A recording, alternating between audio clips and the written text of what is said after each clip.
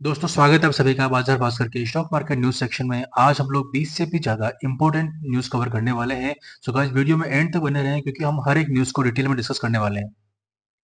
सबसे पहले गाइस, दो बिग अपकमिंग इवेंट्स की बात करते हैं। ग्लोबल मार्केट की नजरें अब यूएस इन्फ्लेशन सीपीआई के डेटा पर है, जो कि 11 जून को आने वाला है। और उसके बाद 18 जून को यूएस फेडरल रिजर्व एफओएमसी का इंटरेस्ट रेट डिसीजन भी आएगा। ये दोनों ही इवेंट्स ग्लोबल मार्केट्स और इंडियन मार्केट के लिए बहुत ही इंपॉर्टेंट होंगे।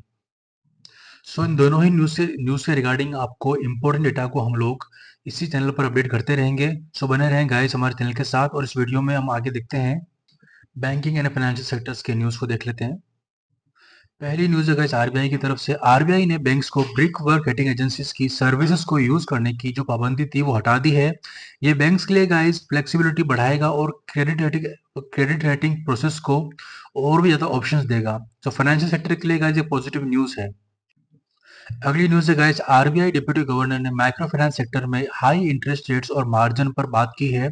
ये माइक्रो फाइनेंस कंपनीज की फाइनेंशियल हेल्थ को हाईलाइट तो कर ही रहा है, लेकिन रेगुलेटरी स्क्रूटनी भी बढ़ा सकता है उनके लिए। इस सेक्टर के स्टॉक्स पर नजर रखें।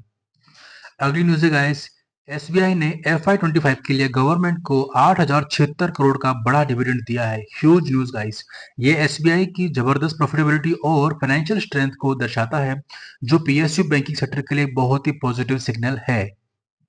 अगली न्यूज़ है गाइस, बीएसई लिमिटेड का बॉम्बे स्टॉक एक्सचेंज का स्टॉक पिछले 5 सालों में 6,861% से बढ़ा है और Q4 का प्रॉफिट भी 5 फोल्ड सर्ज हुआ है। ये इंडियन स्टॉक मार्केट में बढ़ती पार्टिसिपेशन और मार्केट इंफ्रास्ट्रक्चर प्रोवाइडर्स की जबरदस्त ग्रोथ को दिखाता है। मार्केट इंफ्रास्ट्रक्चर स्टॉक्स पे नजर रखने का सही समय है गाइस ये। अगली न्यूज़ है गाइस, जन स्मॉल फाइनेंस बैंक के लिए। जन स्मॉल फाइनेंस बैंक ने यूनिवर्सल बैंक में ट्रांजिशन के लिए आरबीआई से अप्रूवल मांगी है। अगर अप्रूवल मिल जाता है गाइस, तो जना स्मॉल फाइनेंस बैंक के लिए बिजनेस अपॉर्चुनिटीज और ग्रोथ पोटेंशियल और बढ़ जाएंगे। जना स्मॉल फाइनेंस बैंक को हम लोग हमारी वॉच लिस्ट में ऐड करके रख सकते हैं। गाइस, अब डिस्कस करने वाले हम लोग इंफ्रास्ट्रक्चर और कंस्ट्रक्शन सेक्टर के रिगार्डिंग न्यूज को।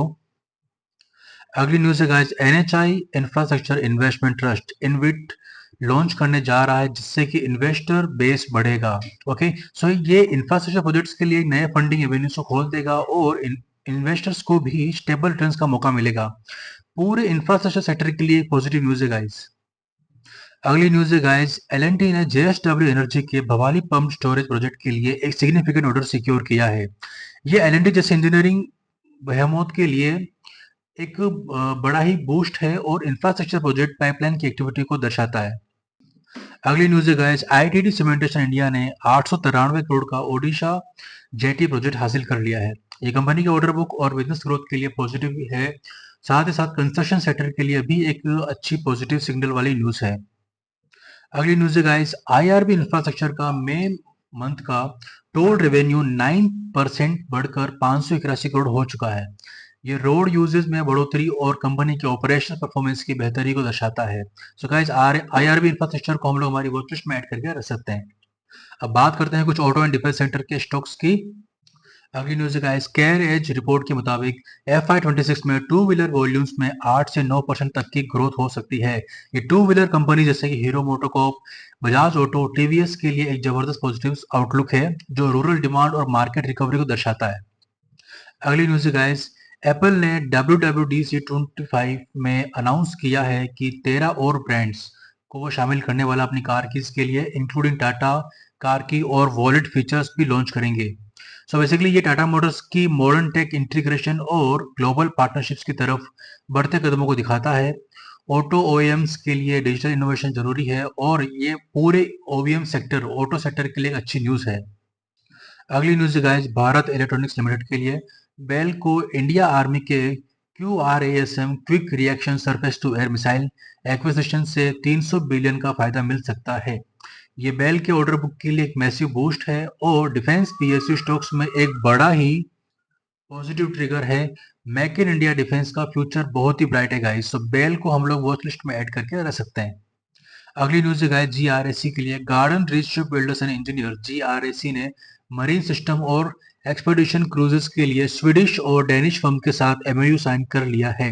ये GRAC के इंटरनेशनल एक्सपेंशन प्लान्स और न्यू बिजनेस एवेन्यूज की तरफ बढ़ते कदमों को दिखाता है। अब बात करते हैं कुछ रिन्यूएबल एनर्जी और इंश्योरेंस सेक्टर के लिए। अगली न्यूज़ गाइस सुज़लोन एनर्जी के लिए। सुज़लोन एनर्जी में गोल्डमैन सैक्स, मोतीलाल ओसवाल और जैसे म्यूचुअल फंड्स, बड़े-बड़े म्यूचुअल फंड्स गाइस, उन्होंने ब्लॉक डील के ज़रिए शेयर्स खरीदे हैं। ये सुज़लोन में बढ़ते इंस्टीट्यूशनल इंटरेस्ट को या कॉन्फिडेंस को दर्शाता है, जो रिन्यूएबल एनर्जी सेक्टर के लिए ओवरऑल पॉजिटिव न्यूज़ है। अगली न्यूज़ है टाटा पावर्स के लिए। टाटा पावर्स की सोलर आर्म ने 4 गीगावाट मॉड्यूल प्रोडक्शन का माइलस्टोन अचीव कर लिया है। ये कंपनी की मैन्युफैक्चरिंग कैपेबिलिटी और इंडिया में रिन्यूएबल एनर्जी सेक्टर की तेजी को दर्शाता है। अगली न्यूज़ है लाइफ इंश्योरेंस सेक्टर के लिए।